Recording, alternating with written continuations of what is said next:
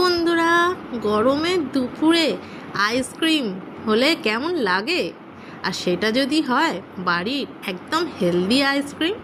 আজকে তোমাদের জন্য নিয়ে এলাম একটা হোমমেড আইসক্রিম, ভীষণই হেলদি, যাতে একটুও চিনি ইউজ করিনি আমি।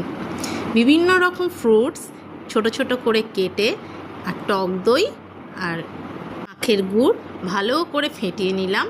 কাটা ফ্রুটসগুলো এর মধ্যে অ্যাড করে দিলাম। হ্যাঁ, এর সাথে কিন্তু ড্রাই ফ্রুটসও আছে, কাজু কিশমিশ। তোমরা চাইলে আরও অনেক কিছু অ্যাড করতে পারো।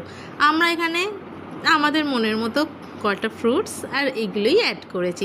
ফার্স্ট টাইম ট্রাই করছিলাম, তাই না একটু ডাউটও ছিল আদৌ হবে কি না, কিন্তু আলটিমেট দারুণ থেকে দারুণ খেতে হয়েছে, হেলদি। আর বাড়িতে বানিয়েছি যখন অনেক হয়েছে।